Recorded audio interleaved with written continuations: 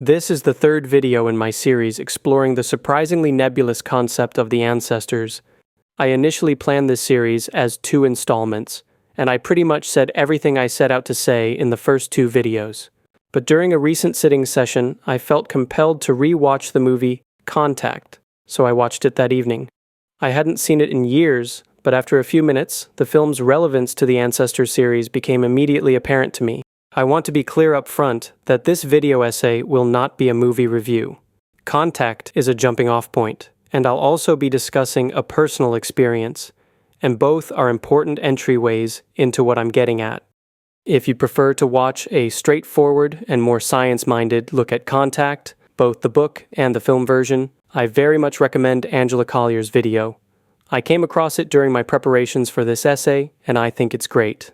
I also will be taking what might seem like digressions away from the core topic at hand, but my intention is that by the end of the essay, each of these disparate threads will weave together into an interlaced whole. Jodie Foster plays Dr. Eleanor Ellie Arroway, a scientist who is skeptical of religion and spirituality. She is also hyper-focused on the possibility of making first contact with extraterrestrial intelligence, something that others think is a waste of time. I'm not going to recap the entire plot. You should probably go watch it now. It's a 90s classic. I'll just take a moment to detail a pivotal sequence that is important to my analysis. In the final act, we follow Ellie as she has an experience of being transported through the cosmos. She is a no-nonsense scientist who finds herself in complete awe at the beauty of the cosmos. Once Ellie arrives at her destination, she finds herself on a familiar tropical beach. Above her, she sees a magnificent swirling celestial event. Ellie is able to touch the environment, to touch the sky, and produce musical notes. Then we see an amorphous, featureless entity approaching. As it gets closer, Ellie is astonished to find that it is her deceased father. He calls Ellie by her childhood nickname and tells her that he missed her. She becomes emotional and hugs him, but in a sobering moment she tells him that he's not real, and that none of this is real. He responds, "That's my scientist." Ellie guesses that these extraterrestrial beings downloaded her thoughts and memories and created this comforting experience for her. At the beginning of the film, we were shown Ellie's childhood drawing of Pensacola, and it has now been recreated for her. For years, I held to the common interpretation that Ellie is correct in her analysis of the situation. She's right to think it's not really her father, that this is a virtual reality simulation created for her sake. Her father in this scene is essentially an alien in disguise. It's my understanding that Carl Sagan's book Contact is unambiguous about it, so I'll go as far as saying that this is the official correct interpretation of this scene. Ellie is probably meant to be correct. This being is not actually her father. The whole scenario is false. But watching the film again, I want to offer an alternative view on how one could understand this scene, and explore some of the implications of that alternative view. My view of what's happening here is influenced by my personal experiences and the conclusions I've come to after much reflection. From my perspective, Ellie's situation is a lot less straightforward than she seems to recognize. First things first, her father never explicitly says he's not her father. When he says, "We thought this would make it easier for you," he looks at the Pensacola beach environment. He's not pointing at himself necessarily, and he never drops character. He speaks to Ellie lovingly as her father throughout the entire exchange. I mean, wouldn't it be cruel to keep up that behavior if it was all just a crude simulation based on her memories? Mentioning her mother's hands and kissing her as her father did, it almost feels like some twisted psychological manipulation. When he says, "That's my scientist," I tend to view this as a loving fatherly tease and an acknowledgement that Ellie, and the culture she is an ambassador for, is not yet ready to process what contact is really all about. He tells her that humanity as a species feels, quote, "so lost, so cut off, so alone, only you're not. In all our searching, the only thing we've found that makes the emptiness bearable is each other." This is perfectly in keeping with the message of my previous video, centered around Terence McKenna's idea of the ecology of souls and our society's increasing disconnection from the transcendent realm of the dead, the place of our ancestors, where they wait for us to remember that they are still available. In Sinners, Sammy played the role of a shaman, tapping into the realm of the ancestors. And in Contact, I think that's Ellie's role. This is a cycle between two dimensions of existence, and only the shamans know what is happening, because only they operate beyond the confines of profane history. Only they make the journey into the Matrix, where for some reason, the living and the dead are coexistent. Well, this just seems like raving madness, except this is what every anthropologist has collected in his notebooks from every pre-literate group worldwide. They are into the ancestors, not extraterrestrials, not voyagers from the far future, but the dead. Over the years, I've experienced a fair share of bizarre events. I've navigated these by combining skepticism with the stability provided to me by the 8-circuit yoga framework. The experience I'll briefly recount now is unique in many ways, and while this feels indulgent, it is directly pertinent to this discussion. In 2016, I was feeling pretty awful, super run down. Someone recommended that I visit an acupuncturist who specialized in homeopathy. For me, alternative medicine was for dummies. It simply doesn't work. Frankly, I'm still pretty skeptical about most of its claims. Despite my misgivings, I was persuaded and scheduled an appointment at a very uninspiring location. Within minutes of arriving, I concluded the acupuncturist was a total quack. I couldn't wait to get out of there. After a homeopathic water ritual, which I thought was pretty ridiculous, the acupuncturist proceeded to stick needles all over my body. Then they put a pair of headphones on my head, and I was left alone in the dark with mid-tempo, sort of neo-tribal new age music playing in my ears. Now, quick disclaimer, what I'm about to say is a first-person subjective experience I had. I'm in no way suggesting this is an objectively verifiable event. In other words, I'm not saying it happened in the same way as something that happens in day-to-day awake reality. Your skepticism is warranted. I will provide a breakdown analysis and tie this back to Contact afterwards. After the acupuncturist closed the door, I was left in darkness, and my entire body started buzzing with sensation. I looked to my left, and there sat an overweight, naked, old white woman. She had disgusting matted hair wrapped around her entire head, covering her face. It almost looked like a beehive. It was the kind of sight that should have terrified me, but I wasn't afraid. I got the impression that she was watching over me, and she meant no harm. As the music kept playing, I saw that down by my feet, a tiny woman wearing beautiful Indian garb was sort of belly dancing. As she danced, she started floating upward. I then found myself moving upwards into black space. Above me, towards the left of my field of vision, I saw a 3-dimensional figurine of a human body. It was covered in bright, almost neon-colored lines and points. They looked like electrical contact points. The figure began spinning and rotating around. I then found myself floating over what looked to be a vast landscape. It was a gigantic bluish-purple circuit board. The circuit pathways were golden, and I could trace them through the landscape as if they were roads. These golden circuit pathways led to, and were interlaced with, bluish-purple pyramids. Each pyramid had a large satellite dish on top, and it angled toward the upper left of my field of vision. I then found myself inside a dark room. In hindsight, I suspect that I was inside one of the pyramids, but that's just post-event speculation. In this dark room, I saw a large bright television or projection screen, and I got the impression that it was displaying scenes from life on Earth. There was a silhouette of a couch in front of it, facing the screen. I noticed someone coming around the couch towards me. As the silhouette approached, I had a stunning realization. This wasn't a human being. The body shape was humanoid, but the head was very large, and it was very short in stature. I realized that standing in front of me was a small grayish alien. It had large black eyes, and the rest of the facial features were not very distinct.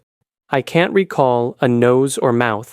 I did notice, and still vividly remember, how textured the skin on its head was, as if it was made of hard foam.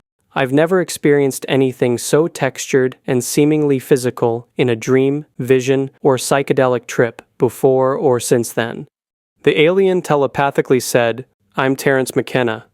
Well, I was stunned to say the least. As if this entire situation wasn't bizarre enough, it was brought up a notch, as I recalled that Terence McKenna had died years ago. Almost as if responding to what I was thinking, it told me, "This is what I look like now." I just kind of stood there and thought, okay, sure. I then found myself looking upwards from the bottom of a giant lightning rod or antenna, seemingly on the rooftop of a very tall structure.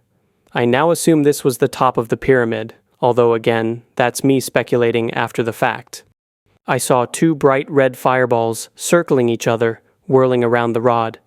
I got the distinct impression that these fireballs were, in some metaphysical way, author Robert Anton Wilson and his wife Arlen, both deceased.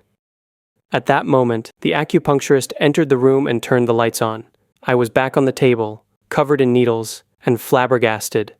As they took off the headphones and began removing the needles, I asked fervently, "Do you know what just happened? Do you know where I've been?" The acupuncturist didn't seem to understand. I let them know I had just experienced a powerful trip, similar to psychedelics, in some ways more real and less abrasive. The acupuncturist seemed confused by this and asked if I had used drugs in the past and changed the subject awkwardly. I'm pretty sure I wasn't drugged. I felt totally sober. In fact, the acupuncturist seemed oblivious. Apparently, after years of treating people, only one had ever reported seeing minor visual hallucinations. After paying, I walked to my car and sat in the strip mall parking lot for some time. I wept tears of joy and relief for a good while. It had been a touching, powerful experience. And best of all, I felt amazing, the best I had felt in a long while. I've given that experience a lot of thought over the years. Of all my far-out experiences, I feel like this is probably the most ridiculous and thought-provoking.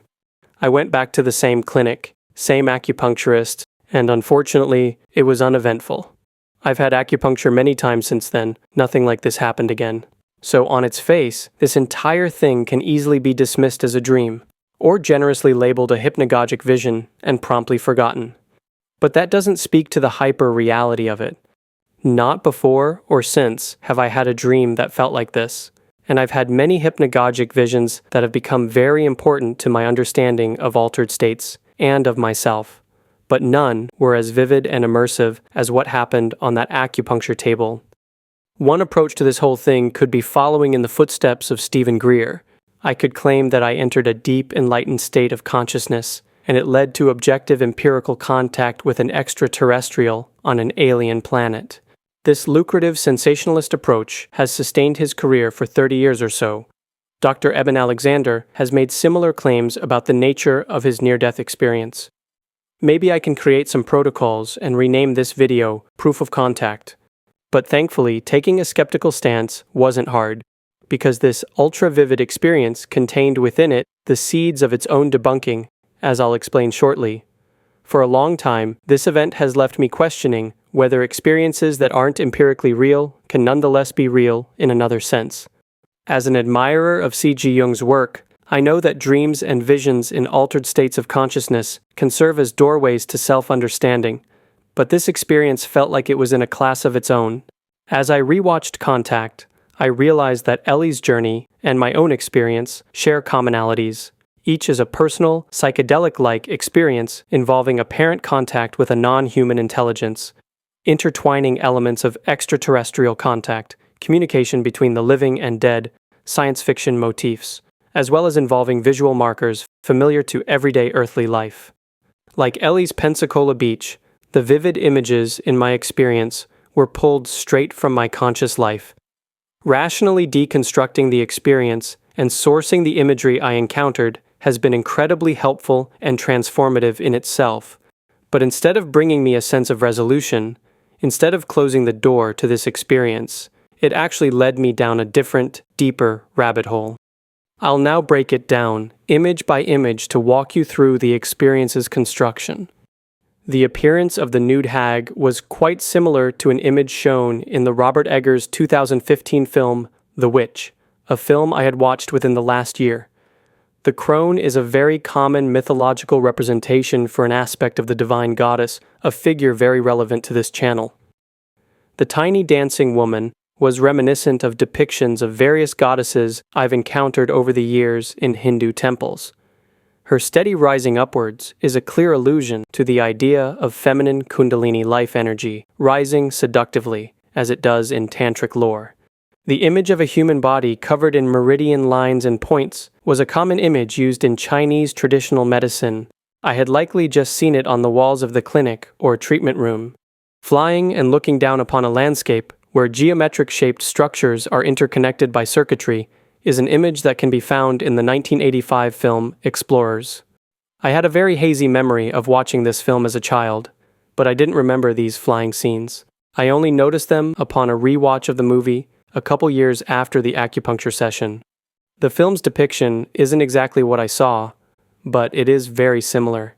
One important plot detail in the film is how multiple characters have a reoccurring dream of flying over this landscape, a dream which seems incredibly real, almost like an out-of-body experience. Explorers also presents a moment in which the protagonists engage with an extraterrestrial who watches Earth through television screens. The imagery of the encounter in Explorers is very different from what I saw, but the concept felt quite similar. A dark room with a large, bright television-like screen, the silhouette of a couch, and the small extraterrestrial figure with a huge bulbous head is pretty similar to a brief scene in the Spike Jonze film Her. Again, it's not exactly what I saw, but very similar. The antenna lightning rod towers I saw at the end of the trip actually looked very much like those that top the Tomorrowland Astro Orbiter at Disneyland. I was pretty confused about the two flying fireballs that were chasing each other. I felt a sense of awe looking upwards at this beautiful sight. Two lovers as fireballs. It was an image of true love after death. It's taken a long time to source this image. I didn't begin to recognize what this was all about until a couple years ago when I reread Whitley Strieber's 1988 book, Transformation. Strieber is a controversial and problematic figure, to say the least. I'll get back to that later. Transformation is the second book in his series about ongoing contact experiences with otherworldly beings, most commonly understood as aliens. I read this book in my freshman year of high school and had forgotten most of its contents. When reading the book again, I was surprised to see Strieber recount how some experiencers claim to see fireballs during their contact experiences, and in the book, Strieber speculated on whether the visitors he encounters regularly use physical bodies as if they were articles of clothing. In this, and his previous book, Communion, Strieber considered the possibility that what we call visitors may in fact be the dead.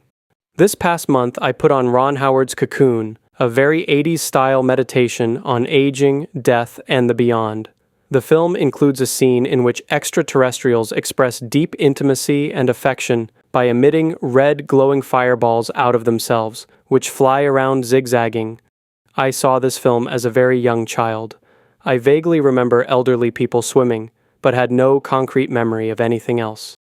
So with all this in mind, I could quite easily and confidently conclude that my adventures in sci-fi were only a hallucination, a vivid hypnagogic fantasy fueled by content I've consumed, and I still think that's sort of true. But it's not that simple. It can't be left at just that, even if that is more convenient. As with Ellie's trip, upon closer examination, I think it all just gets weirder. At the end of Contact, Ellie is confronted by a showboat political actor looking to dismiss her experience. He says, "You admit that you very well may have hallucinated this whole thing." She says, "Yes. You admit that if you were in our position, you would respond with exactly the same degree of incredulity and skepticism?" She agrees. But at the same time, she simply can't withdraw her testimony and say it didn't happen. She says, "I had an experience I can't prove. I can't even explain it. But everything that I know as a human being, everything that I am, tells me that it was real. I was part of something wonderful, something that changed me forever." I was very moved rewatching her speech, not only because of the excellent filmmaking and Foster's powerhouse performance, but also because that's basically how I feel about several experiences I've had. In both of our cases, there is a wrinkle to the argument that it was a pure hallucination without any further merit. In Contact, it's revealed that Ellie's headset captured static for the exact duration she thought her journey lasted. That's pretty firm physical evidence. In my case, it's much less concrete than that, but I have learned things since the experience that gave me pause. I learned that Strieber in later books actually expanded on the fireball phenomenon. He recounted two stories, purportedly from reader letters, in which fireballs appeared not only in connection with encounters with extraterrestrials, but also alongside visions of the deceased. This is something I had no idea about until reading these books in 2021. And there's an almost humorous self-referential loop here, in which the figures who appeared in my journey have themselves shaped the intellectual framework that allows me to interpret their presence. In the mostly forgotten sequel to Cocoon, which I had never seen until preparing for this video, we see how both extraterrestrials and transcendent human souls look like fireballs. After the experience, I couldn't comprehend why, even if this was just a vivid dream, Terence McKenna, of all people, would show up as an alien. At that time, I was only really familiar with his entertaining talks, where he described taking the psychedelic DMT and meeting what he called machine elves. I also knew about his theory on psychedelic mushrooms and their role in the expansion of human consciousness. In years since, I've learned just how important and personally meaningful the UFO close encounter experience was to Terence. And actually, it wasn't until I was halfway done with the script for this video that I learned Terence literally described himself as a contactee. By the end of his audiobook, True Hallucinations, it seems that McKenna thought of his work as setting the stage for more people to have experiences like Ellie's in Contact. I also learned that Terence McKenna was greatly influenced by H.P. Lovecraft's story Through the Gates of the Silver Key. In the story, the protagonist uses a magical key to travel interdimensionally, encounters beings called the Ancient Ones, and eventually finds himself in an alien body. That coincidence weirded me out a bit, but the tie-in to McKenna and his Lovecraft stories got weirder. McKenna and his brother claim that during an altered state of consciousness, they experienced the physical materialization of a key, just like the one in the story. This certainly got my attention since it resonates with an unusual key incident that occurred years before my acupuncture trip. Lovecraft's key allows access to the Dreamlands, a realm that appears in his Dream Cycle series. Dreamland is also the name of Whitley Strieber's radio show. It is a word steeped in pop culture UFO mythology during the late 20th century. It is said that Dreamland was an official call sign for Area 51. The Dream Cycle's protagonist, Randolph Carter, was in some ways Lovecraft's alter ego. Carter was introduced in a story that was based on a dream Lovecraft had. Shortly after learning about McKenna, the key, and Lovecraft's story, I traveled to Paris. I sat in the packed metro, and across from me was a young man with a printed English-language copy of Lovecraft's The Silver Key. That definitely caught my attention. This whole thing got me feeling like Robert Anton Wilson did during his Chapel Perilous phase, where everything seemed to turn into a paranoiac web of interconnected meanings. At the time of the acupuncture trip, I didn't really consider myself a big Wilson fan, which is sort of funny looking back. His work with Tim Leary on the 8th Circuit model made quite the impact on me in the years since. There was a period in which both Wilson and Leary were convinced they had been contacted by some kind of extraterrestrial intelligence from Sirius, with Leary fully going the space guru route. But Wilson, who at first followed Leary, took on a more skeptical and agnostic approach to bizarre phenomena. He eventually navigated his way through and out of any literal interpretations about what was happening, leaving the empirical validity of such subjective experiences as an open question. This was the approach I modeled during the most intense periods of coincidence, and it has been incredibly helpful. So, what am I saying here? Am I arguing that these interesting tidbits and resonances with my experience mean it was real in some way? That I really actually visited some other planet or realm? That I made contact with 2 dead authors who would later become great inspirations for my work? Well, that would be absolute nonsense. I don't think I'm saying anything concrete at all, really. I certainly had that subjective experience, though. It was incredibly powerful, vivid, and healing. But was it real? Well, what does real actually even mean? Attempting to explore all of these questions thoroughly could lead this essay in many different directions. So, in an effort to stay focused, I'll turn to the weirdo who showed up as an alien. Terence McKenna talked about making contact with a kind of intelligent presence, what he called the personified other. Human history is completely interpenetrated by the peculiar, the non-human, that which has intentionality and affection for mankind, for humanity, and this is what shamans call to their aid. This is how the curing is done. It is done through these spirit helpers. So far as I know, Jungianism is the only modern intellectual position where you can even raise this issue without having a net dropped over you.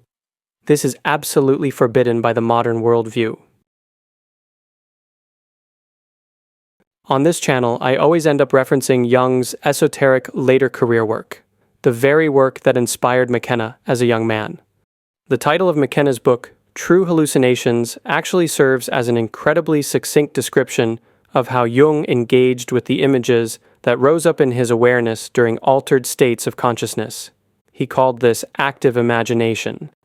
Jung's approach was to consider events in the psyche, like night dreams, daydreams, visions, and hallucinations, as first-person subjective facts.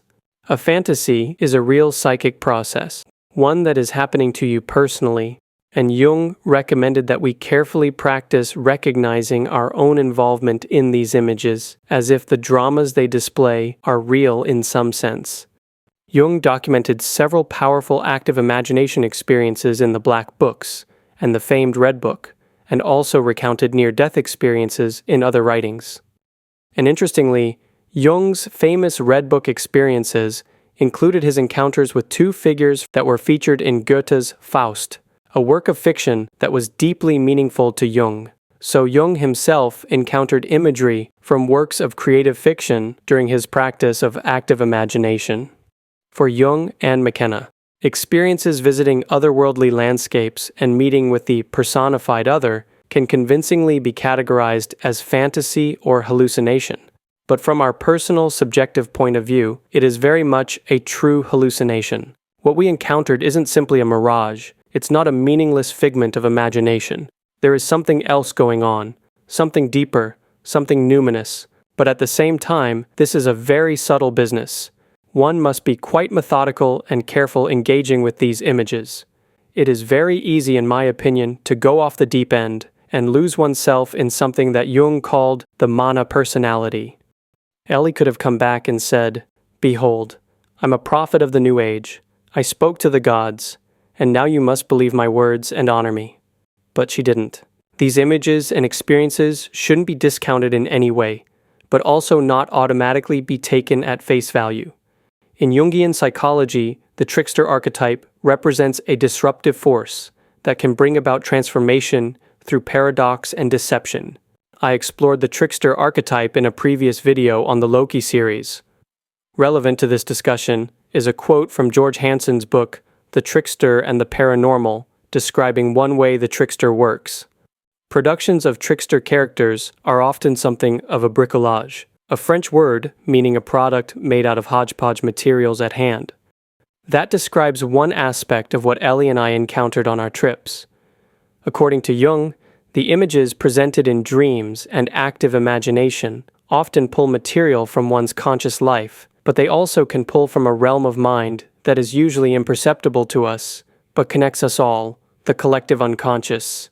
From Jung's perspective, one could say that while most of the images in my acupuncture experience came from the collection of images sitting in my personal unconscious, the experience also included imagery that was stored in a more collective space, things I hadn't been exposed to directly yet.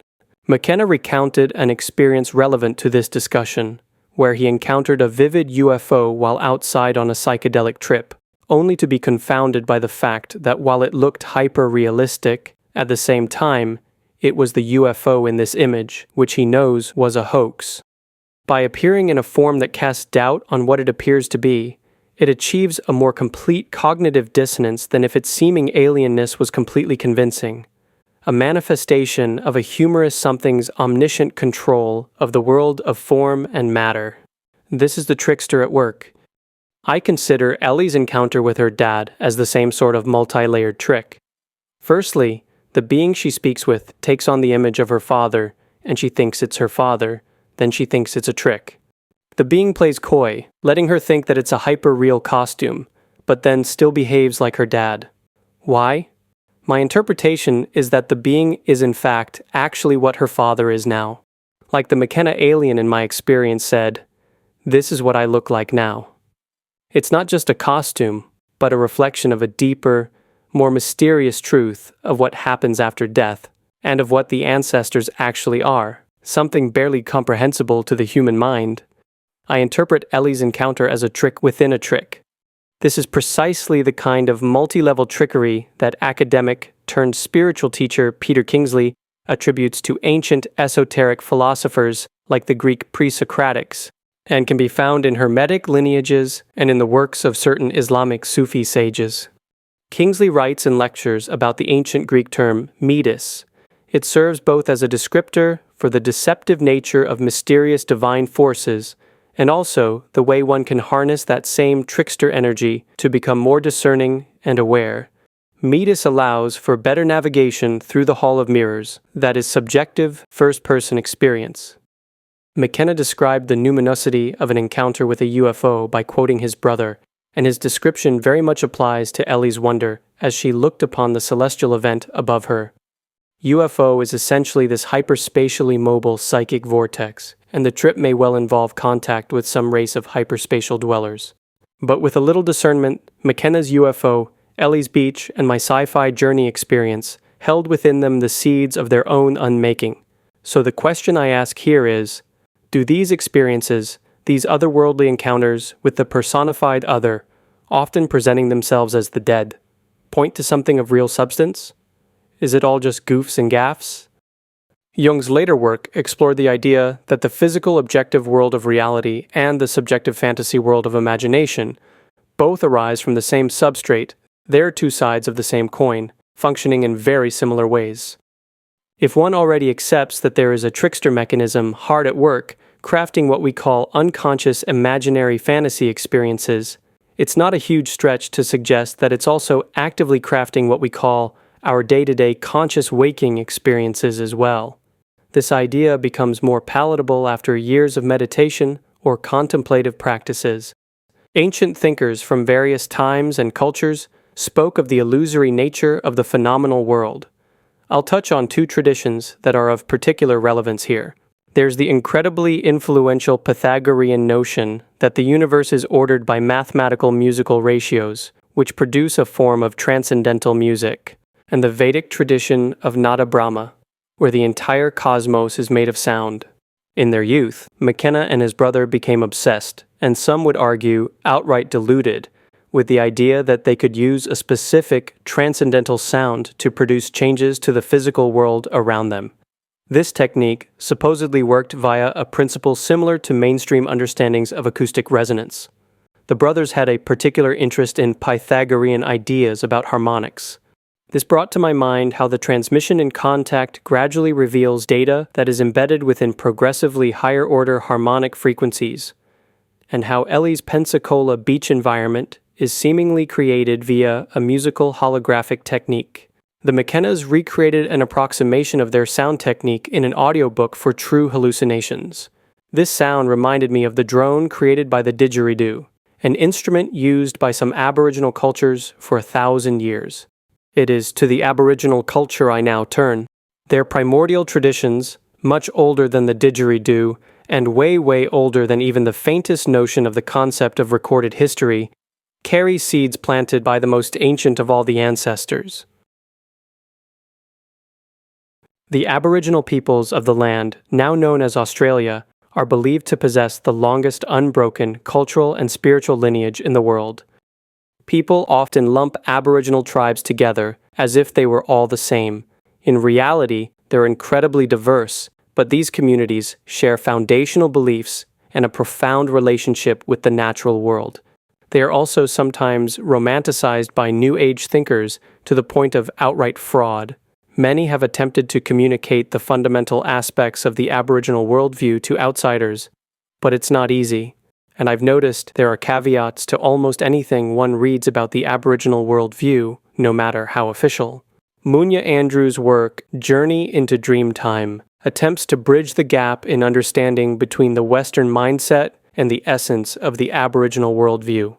As an Aboriginal auntie herself, she pulls from the teachings of her Aboriginal elder teacher and finds interesting correlations to spiritual and esoteric traditions in the West.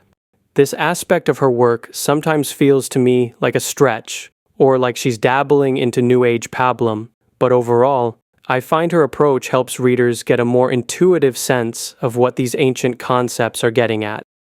Andrews explains, if you've ever seen the sci-fi movie Contact, starring Jodie Foster, there is a moment where she loses time when she travels in space and encounters her dead father that she cannot account for. Scientists are quick to dismiss her experience as just a dream, but that scene comes very close to a Dreamtime experience. Andrews explains that the well-known term Dreamtime is not a literal translation of one term. Instead, it's better understood as a catch-all term for a fundamental idea expressed differently throughout several Aboriginal groups. It's not a Western-style philosophical or religious belief system, but the very fabric of the Aboriginal day-to-day life. The Dreamtime encompasses their entire relationship to the world. It is a way of life, the essence of their being. The Dreamtime is concerned with creation, but not just some creation period at the beginning of the manifest world. It's not something that happened a long time ago in history, but rather it's a continuous, constant creation energy that permeates all existence. According to Andrews, Robert Lawlor's book, Voice of the First Day, offers an understanding that aligns closely with hers. He writes, "The first step in entering into the Aboriginal world is to abandon the conventional abstraction of time and replace it with the movement of consciousness from dream to reality as a model that describes the universal activity of creation." And Andrews explains, the frozen view of history ignores its dynamic nature where the past, present, and future are one. In the Aboriginal worldview, these events are paradoxically happening simultaneously. Time is not linear, but a circle as symbolized by the dot. All existence is a continuous process of dreaming, the dreaming. Our tangible world is nothing other than the dreaming of the ancestors. Reciprocally, our desires, dreams, and interactivities of mind are the embodied life of the ancestors. In other words, the interiority of the gods is our external reality, while the interiority of humanity and earthly life is the objective existence of the gods. The ancestors, and we, their earthly creation, exist inseparably and appear as the interiority and exteriority of each other. We are dreaming within a dreaming. In many Aboriginal cultures, it is believed that there are particular experiences which can immerse a human being into the deeper end of the dreaming, giving one a glimpse into the mysteries of the Dreamtime. I think the identity of Ellie's father resonates with Lawlor's description of the afterlife process in Aboriginal thought. An individual's spirit force that is released at death resonates with the great creative ancestors of the Dreamtime and can be called the ancestral soul. The domain of the unchanging metaphysical archetypes, the Dreamtime ancestors, is the land of the dead, which is in the sky, the aspect of the deceased's soul that emanates from the ancestors' journeys to the constellations in a particular region of the sky. Each region of the starry heavens has not only a pictorial constellation, usually an animal, but also a particular pattern of invisible energy. The way I see it, Ellie's journey there through the wormhole was invoked by the trance-like repetition of the phrase, "I'm okay to go," which brought about a shamanic-like entry into a near-death, out-of-body experience. Andrews refers to such experiences as Aboriginal spiritual epiphanies. In these epiphanies, which can be triggered in a variety of ways, one can encounter the ancestor dreaming beings. It's important to note that these ancestors shouldn't just be reduced to ghost-like remnants of one's dead relatives, or even dead people we resonate with, although they are certainly an aspect of the dreaming. The ancestor dreaming beings are creation spirits, what Jungians would call godlike archetypal images. They are representations of primordial creative powers.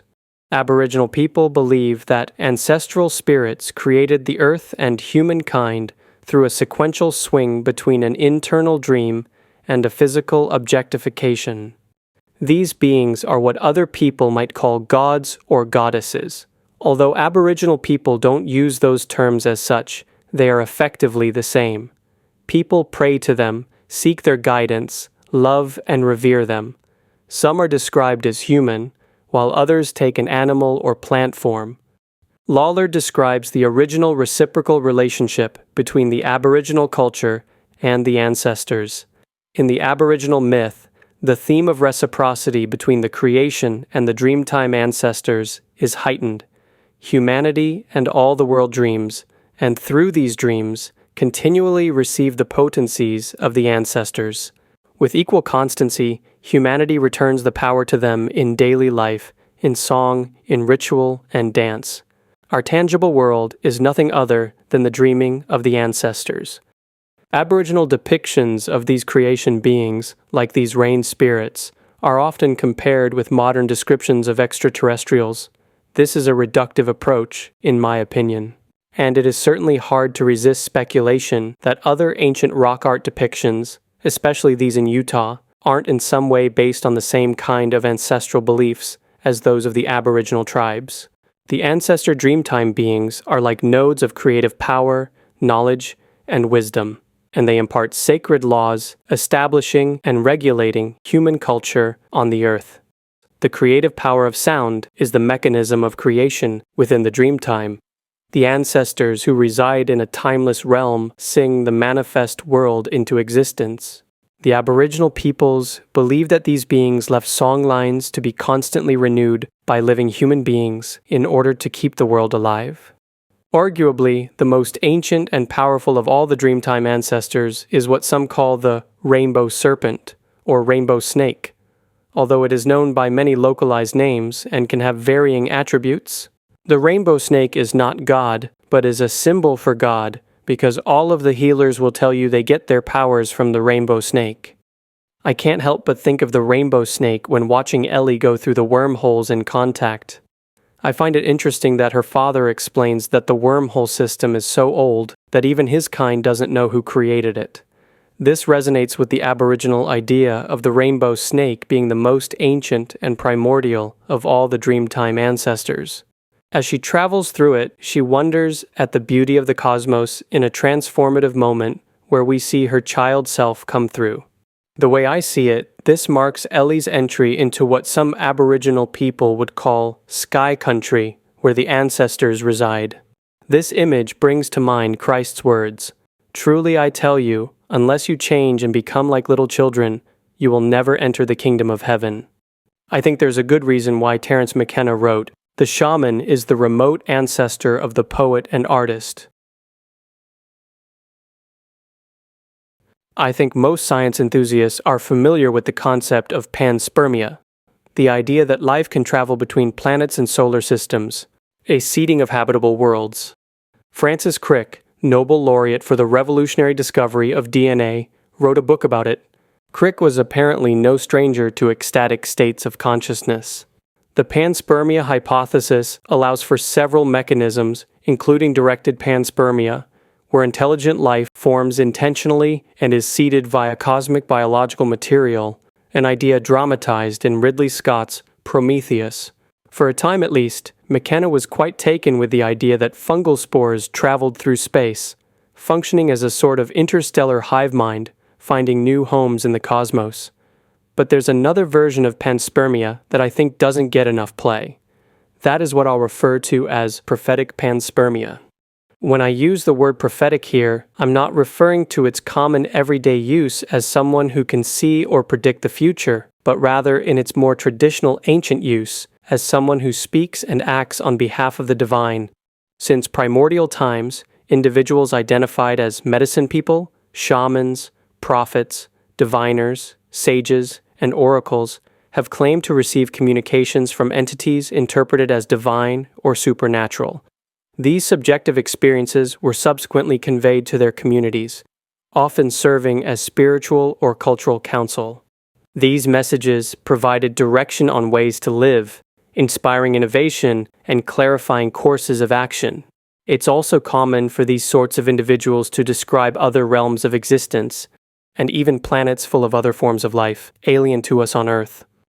Nowadays, we automatically equate such tales and stories to lies told by grifters and charlatans, or as fantasies made up by the mentally ill, which I think is understandable and justifiable to an extent, but that may not be the full story of what's happening.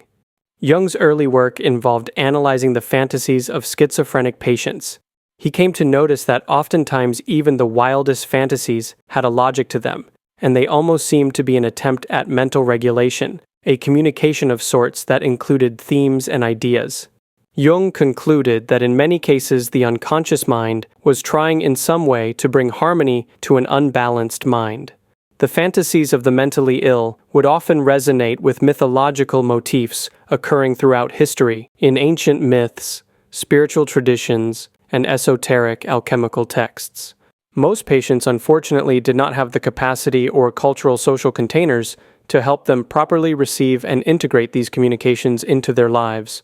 It's not hard to see that such a situation can easily cause havoc on the patient's safety and well-being.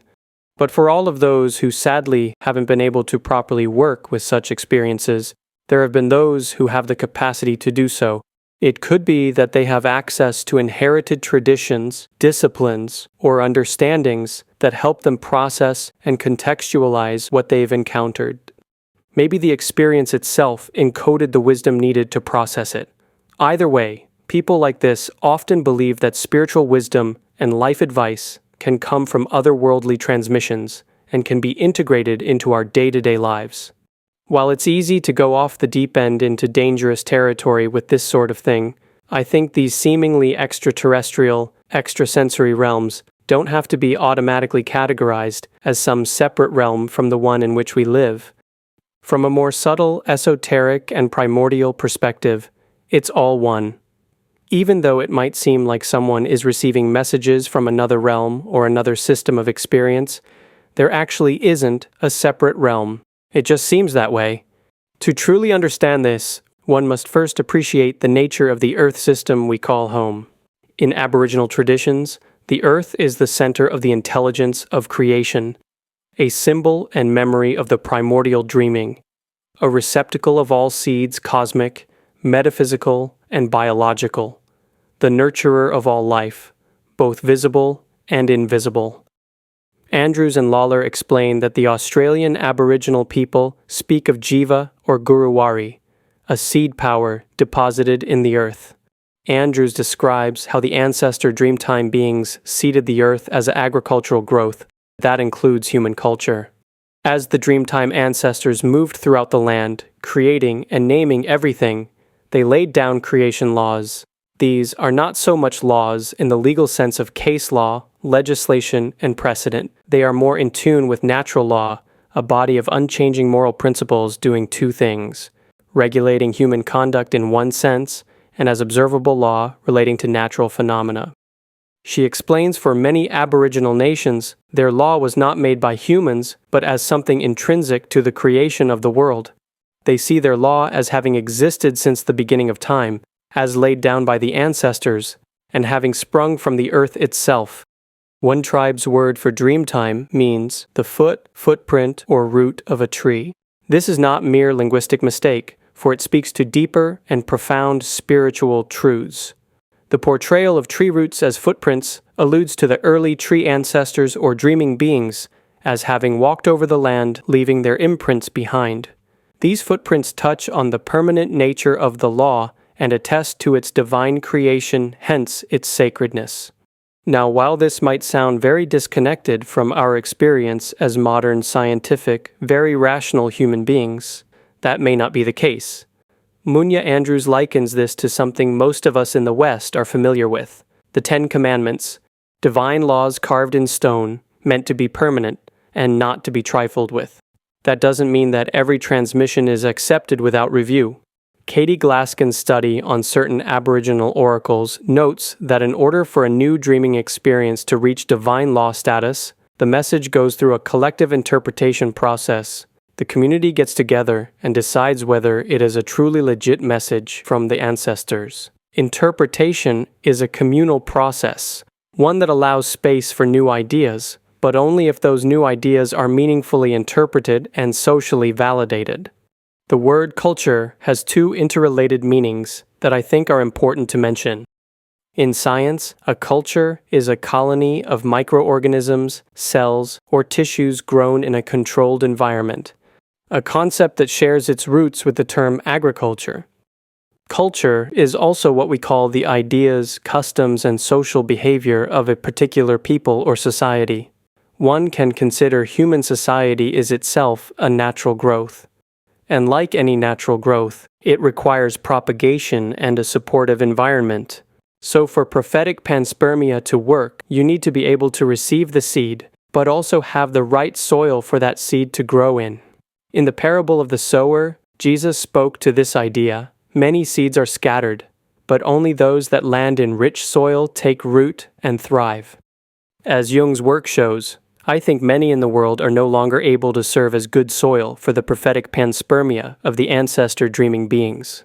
But the seeding process continues unabated, whether we recognize it or not. Funny enough, you'll find what I think is an apt portrayal of the ancestor dreaming beings playing their role in the creation of the cosmos, within the 1981 video for the song Can You Feel It by the Jacksons. After we are presented with the primordial elements of earth, water, air, fire, we see the dreaming beings arise, played of course by the Jacksons, and we see them literally walk the land. The elements are combined into seeds by the ancestors, making the world a receptacle of all seeds and the nurturer of all life. The dreaming beings then seed the world and seed the cosmic human form, which is shown in an alchemical gold. They then seed human civilization using the power of cosmic sound. We see the Aboriginals' Sun Woman and Rainbow Serpent, which is then propped up by the ancestors for all living humans to wonder upon. The Jacksons video intriguingly combines multiple threads that are relevant to this discussion. You not only have Aboriginal imagery, but also references to the cosmic teachings of Empedocles and Hermetic alchemical symbolism. Whether purposeful or not, the video speaks to a linkage between these traditions. In Voices of the First Day, Robert Lawlor argues that the worldview of First Peoples was eventually codified in the earliest civilized agricultural-based religions, like that of Egypt, and that of the Vedas, the oldest and most important written documentation of Indian philosophy. The principle of Brahma is the prime power of the cosmos, the inner consciousness of man and of all living things. It resonates with the Aboriginal principle of universal power of creation. The word Brahma comes from a Sanskrit root meaning to grow and also to praise, everything that is growing, everything that is alive. And it is also called Nada Brahma, one singularity, the primal sound of being. In Central and East Asian cultures, including China, shamanistic traditions with core similarities to Aboriginal ecstatic practices were an integral part of human society for millennia. The core of the First Peoples' ideas continued to disseminate, woven through the centuries, through both Eastern and Western alchemical traditions. And with this, we come to the lineage that some esoteric-minded academics call the Golden Chain. Kingsley dedicated a good portion of his life to arguing that what we now call Western thought and Western civilization started as a cultural growth seeded by sages in ecstatic states of consciousness. Kingsley believes that early sources prove that shaman-like travelers walked from Central Asia to the Mediterranean in ritualized, altered states of consciousness, eventually making contact with figures like Pythagoras. To me, this sacred walking resonates with Aboriginal walking, which was not an aimless walk, but rather a practice laden with critically important spiritual and practical responsibilities. Kingsley argues that entering into states of ecstasy allowed pre-Socratic prophets, sages, and seers to commune with sacred beings. Western logic, philosophy, and the material sciences were all seeded into early Greek culture as divine gifts from these beings. Although it's hard to recognize this now, what we now call Western culture was the result of a seeding process originally meant to be part of the ancient sacred primordial tradition, part of the prophetic seeding of the earth by sacred beings. Kingsley argues that the transmission got disrupted as early as Plato and Aristotle's generation. The ancient thread tying humans to the dreaming beings was tied up in knots, and human beings became lost in the sauce of their own intellectual products. In other words, we got caught up with our treats and technologies and lost touch with the very essence of what they really signify. But the seeding never stopped. It's just the vast majority of people on Earth don't understand that the prophetic panspermia process is going on, and like Ellie before her experience, they lack the traditional knowledge to properly process it. It goes on regardless, and human beings make use of its products without even knowing it. One of the principal architects of modern organic chemistry reported he saw an alchemical vision as he entered a hypnagogic state of consciousness, and this vision led him to a eureka moment, finally understanding the structure of benzene. Terence McKenna liked to bring up the fact that René Descartes, known as a founding father of rationalism and the understanding of the physical world as a mechanism, came to his realization through a series of bizarre dreams on November 10, 1619.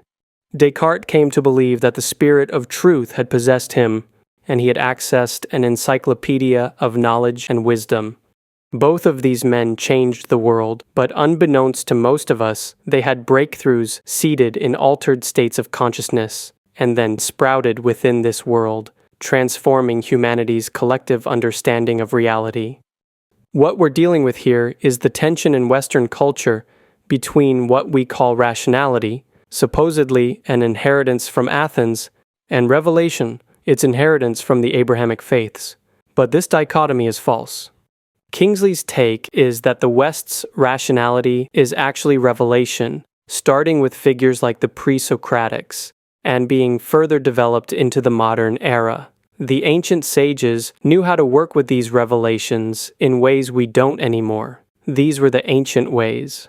Sadly, they were warped and manipulated. The central core of these revelations were increasingly drained of life, eventually resulting in our current view of a mechanistic universe. We got stuck with a limited sense of what logic is and can be.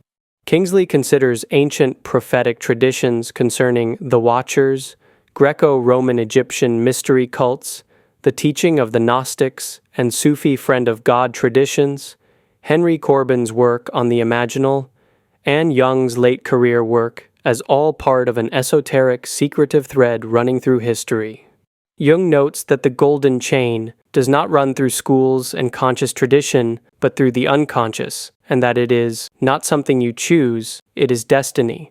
This golden chain is a lineage that has kept in touch with the original instructions to the best of their ability in a destructive, forgetful world. But the golden chain isn't only a lineage that goes from human to human. It also refers to the thread connecting humanity to the divine. It is that connection that allows for divine seeding.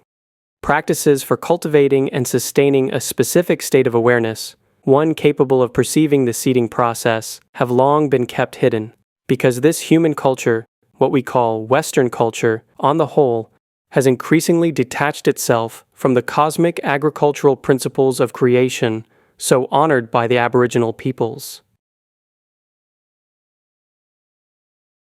The increasing disconnection from these godlike beings, the breaking of long-maintained sacred agricultural cycles on the earth, have led to atrocities stacking up over the ages.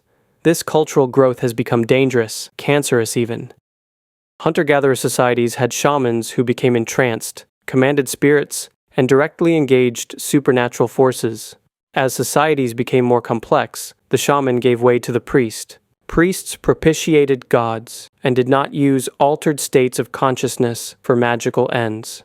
The rise of the priest, in conjunction with the growing societal complexity, was accompanied by a loss of status for those who continued to practice magic, particularly magic that made use of altered states of consciousness. This trend extended over thousands of years. Robert Lawlor notes, "When a society puts the manipulation of matter at the center of its being, it is severely degenerate. We have mistaken scientific knowledge as the thing that opens up the future for us and brought us up to the highest level of human experience. By wiping out First Peoples and their cultures, humanity has become even more disconnected from the ancestors and from the original instructions about how to live on the earth. For most people within our westernized global culture, day-to-day life has become soulless, empty, and vapid. full of busyness and noise, to the point that the song of the ancestors can't be heard. Song lines mark the roots followed by dreaming beings during the creative era of the Dreamtime, as recorded in traditional dances, songs, stories, and paintings. Aboriginal people believe the land must be continually sung to keep it alive. Singing the land is tied up with the propagation and renewal of animal and plant species, including humans. It is closely aligned with love magic. As one female elder remarked, "We don't just sing for love magic, but for country." Dancing, as we know, creates altered states of consciousness, but so does singing, as evidenced by religious chants designed to create meditative states. The combination of these two powerful forces is formidable. When Aboriginal people dance and sing their stories, they take on characteristics of the ancestral beings they are portraying in the ceremonies. By listening to the songs and energies of the earth, the Aboriginal people hear the voices of the universal dreaming. Andrews explains the practice of Yoro Yoro.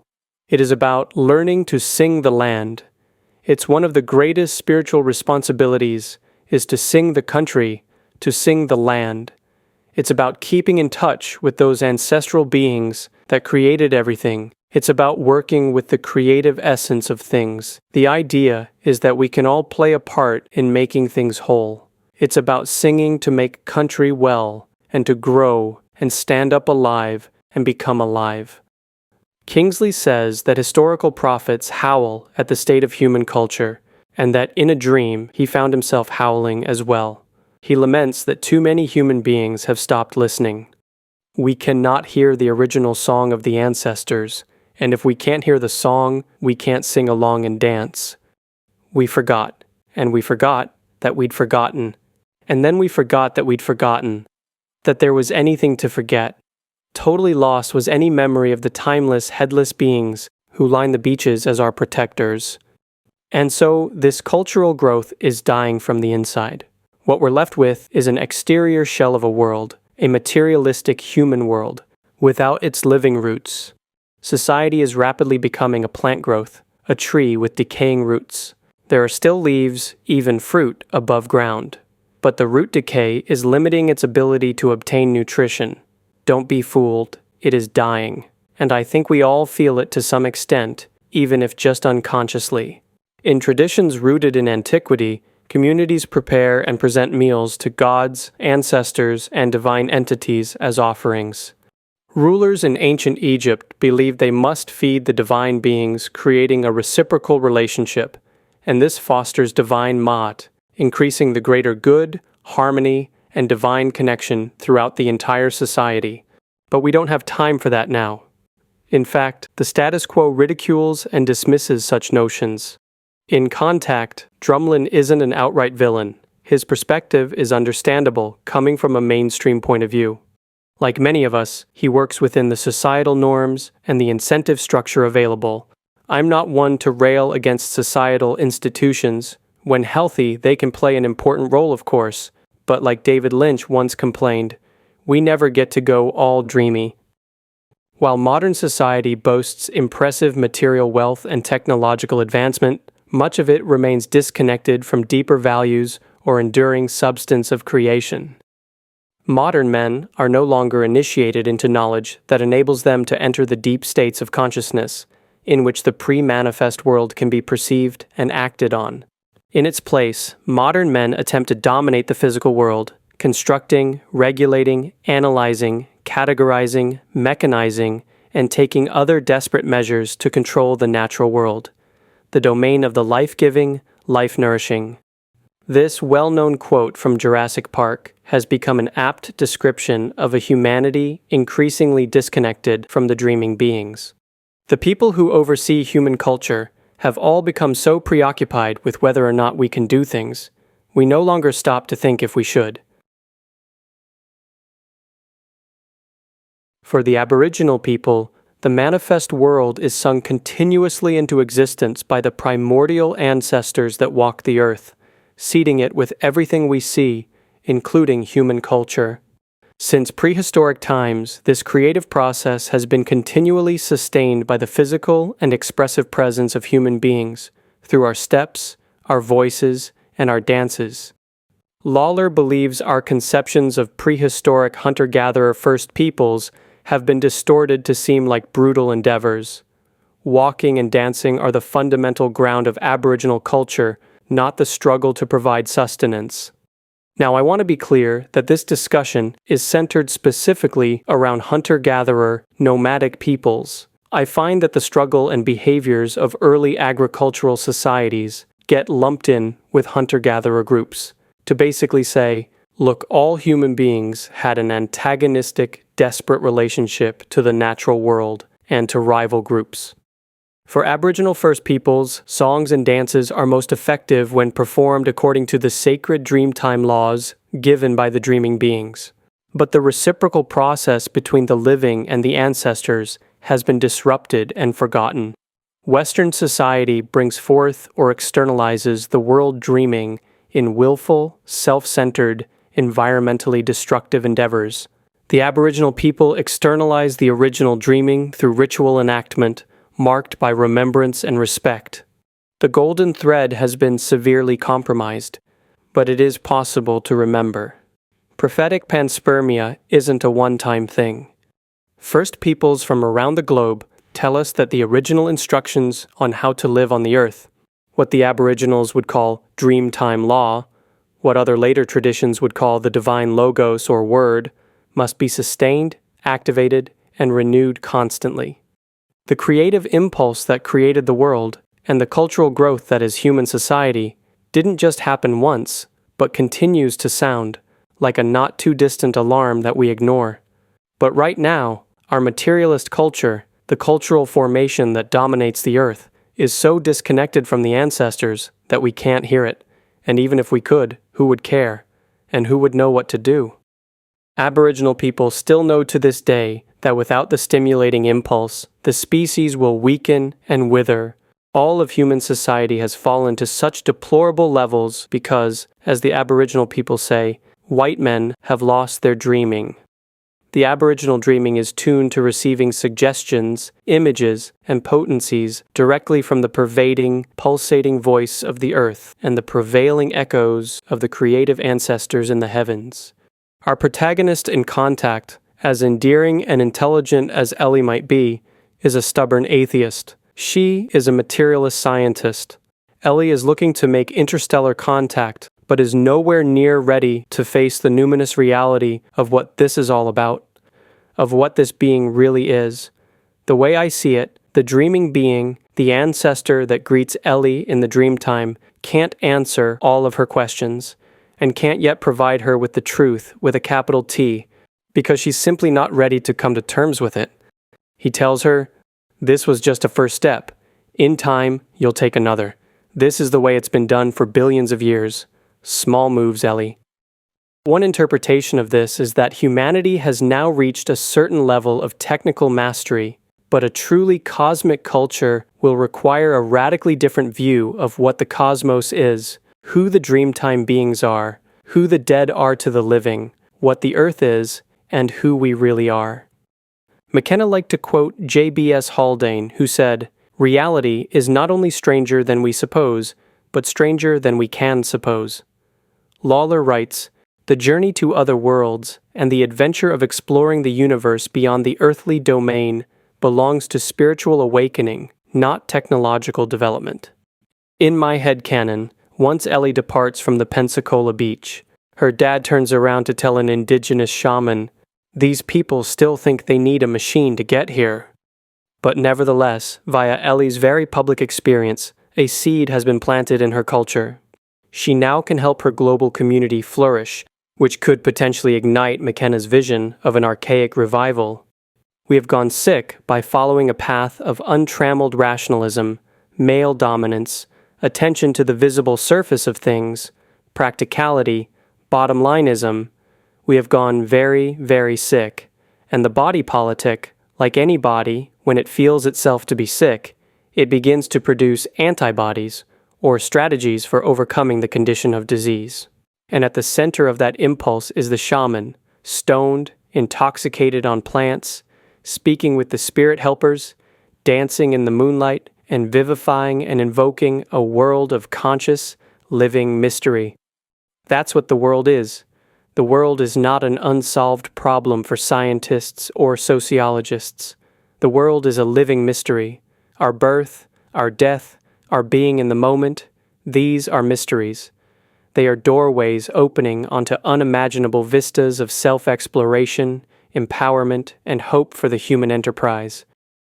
While I think that McKenna was overly fixated on the role that psychedelic compounds play, what I think is most important stands. Ecstatic states and the dreamtime experiences that can occur in them are the key. These open the alchemical doorway of transformation.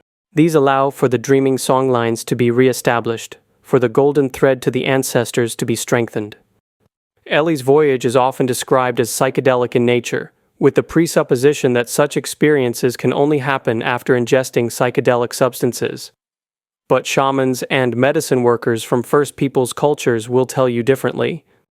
For them, entry into these visionary realms can happen through the use of repetition, rhythm, song, and dance, through certain practices involving breathing, fasting, and physical exhaustion. But our westernized cultural framework doesn't hold this knowledge at its core.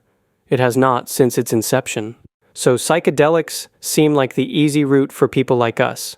But I think the raw power of these substances, combined with the lack of a systemic ritualized culture to use them within, creates a recipe for disaster that further fuels the painful confusion of our era. Ecstatic states have been co-opted. They're marketed as self-empowerment therapy. Powerful substances like ayahuasca have become part of a self-help psychobabble industry.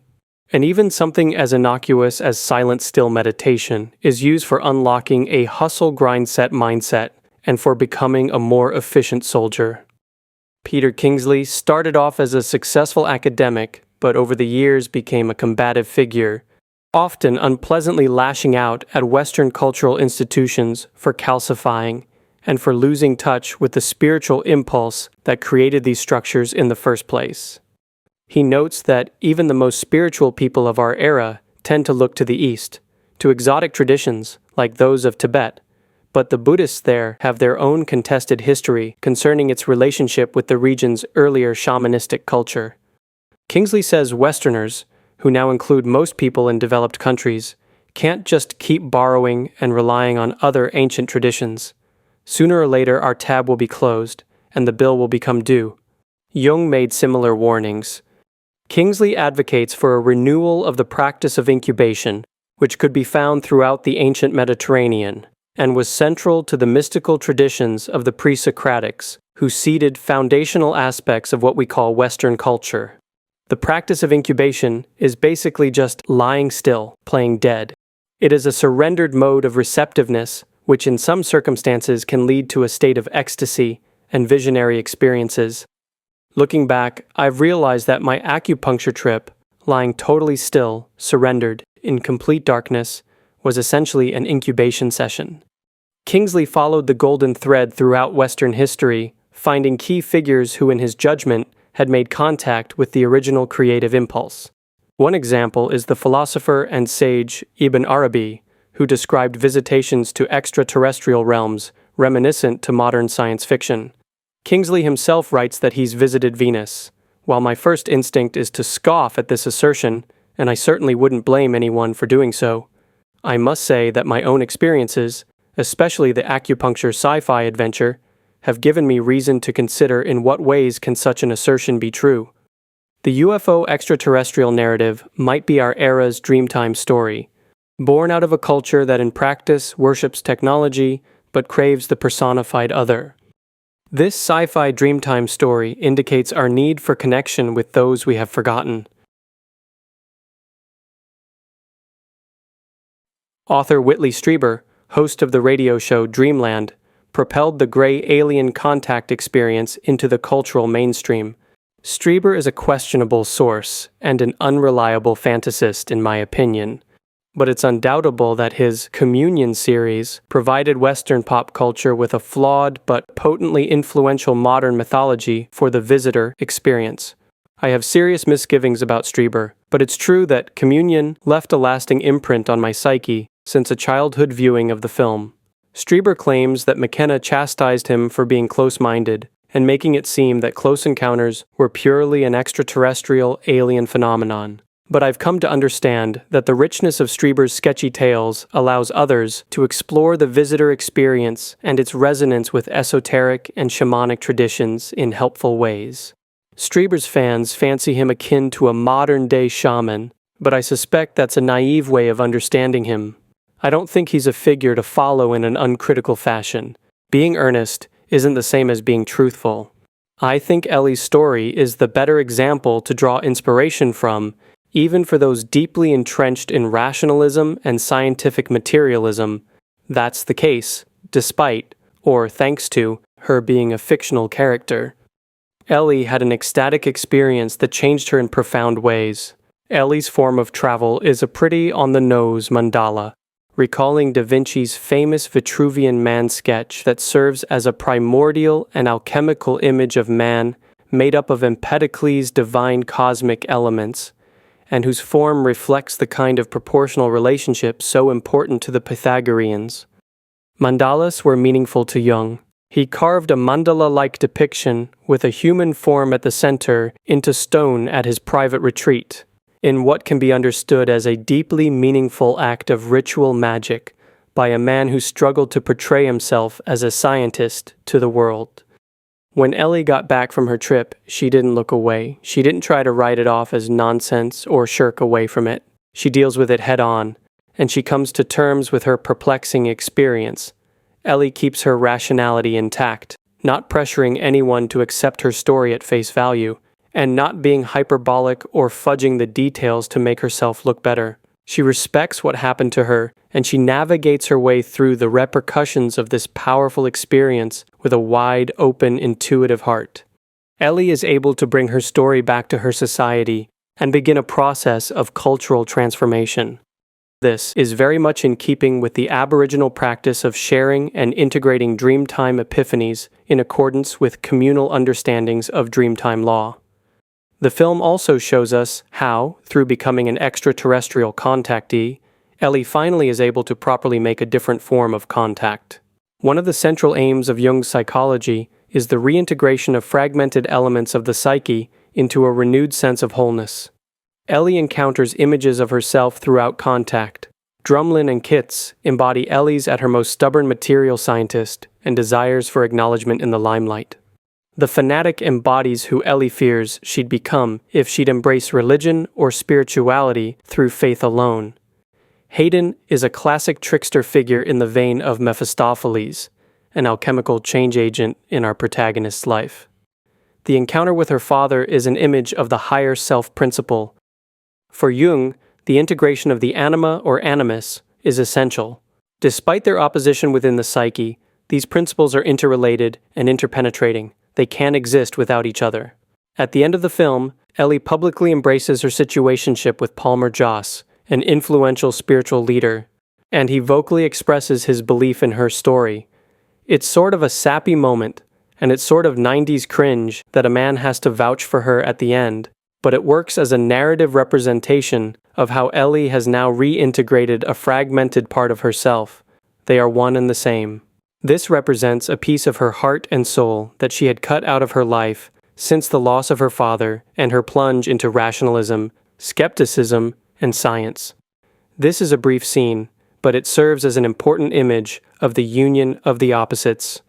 Throughout history, many traditions have associated this kind of union with the powerful creative force described by Munya Andrews as Aboriginal love magic.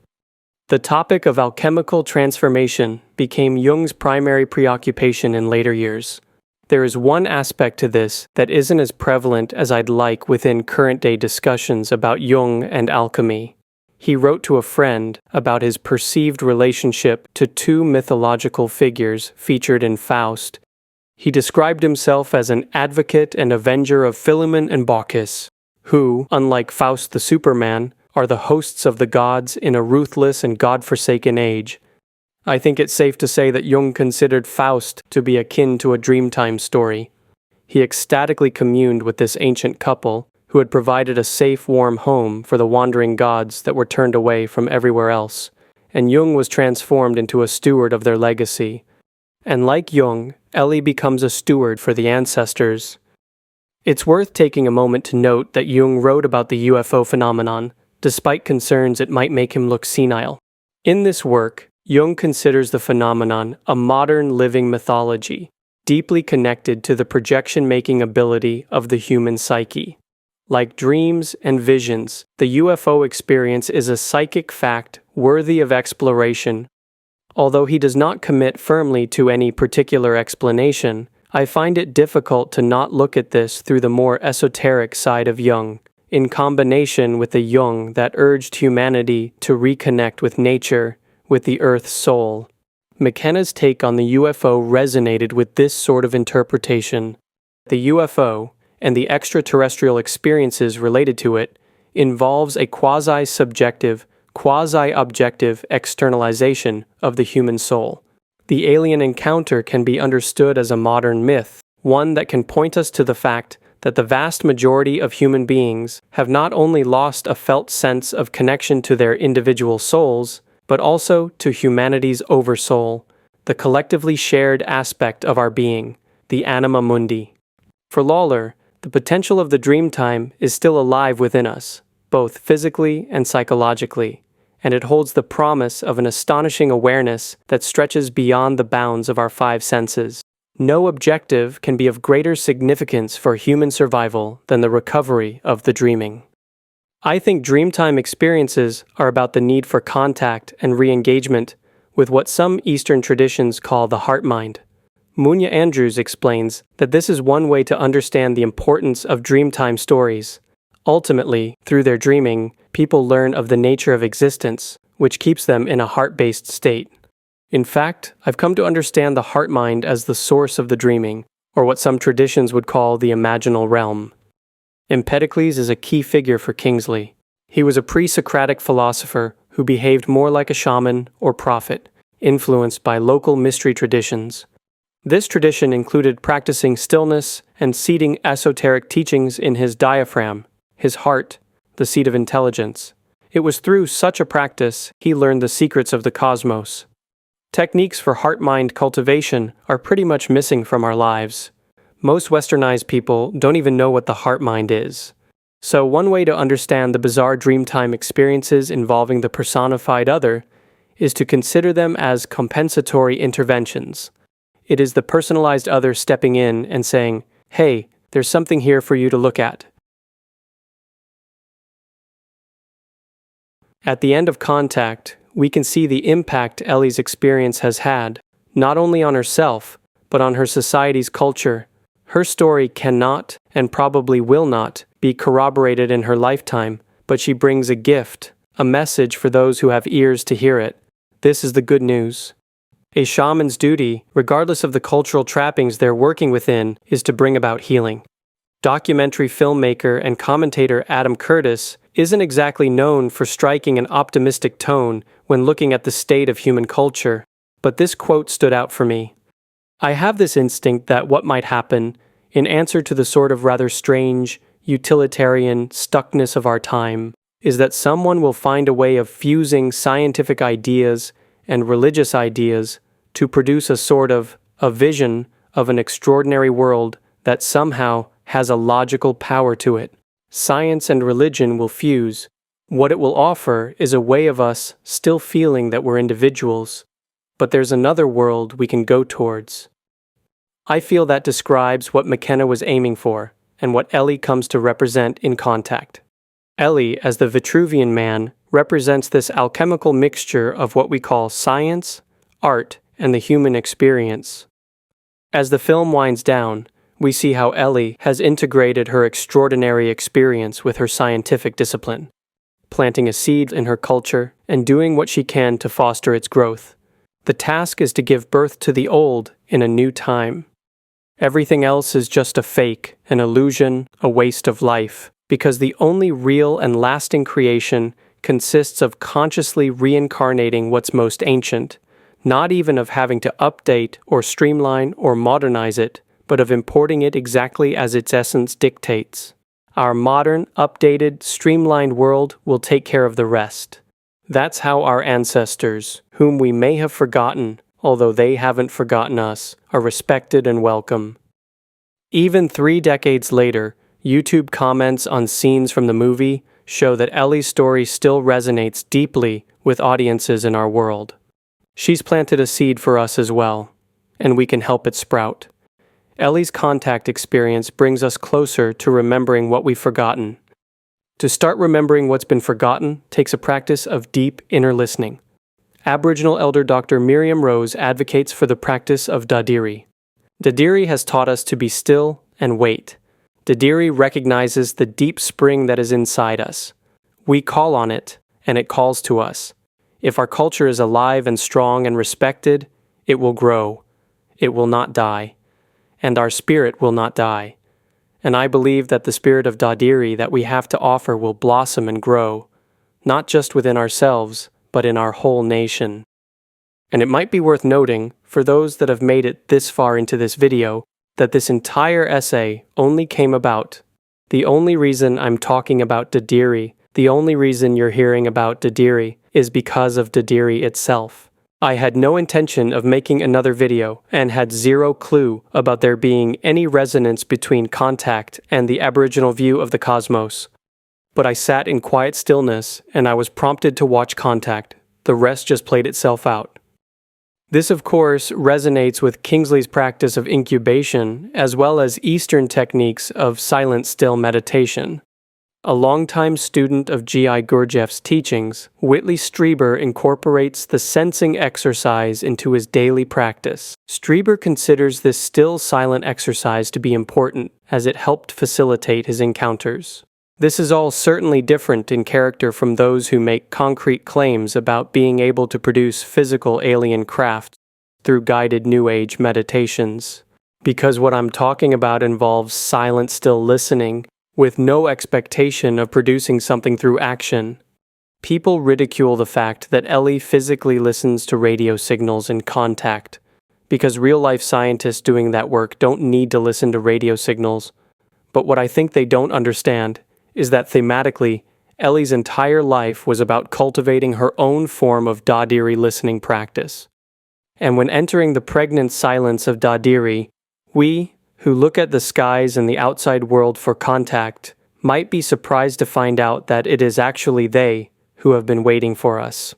Ellie is told, "You contacted us, we were just listening." Media theorist Marshall McLuhan echoed 20th century spiritual teachings in alerting us to the fact that our lives have been dominated by the use of the eye, and a more harmonious sense ratio is required, one which reestablishes the sense of hearing in its primordial place. By closing her eyes, listening in silent stillness, Ellie heard something that no one else had. So it's important to remember that in practicing stillness, special experiences aren't really the goal. The goal is no goal. It's not about putting what you want first. It's not about trying to get something out of it and trying to have a special experience. It's about giving up for a bit, to pause the world for a moment and just tune in, to truly listen, to feel your body. You don't need a hyperdimensional spaceship. You don't need guided meditations. You don't need protocols. You don't need to be tripping balls on psychedelics. And you certainly don't need homeopathic acupuncture needles. The most important connection to cultivate is with your own embodied sense of being. Sit with it. That's the real contact. Contact with yourself.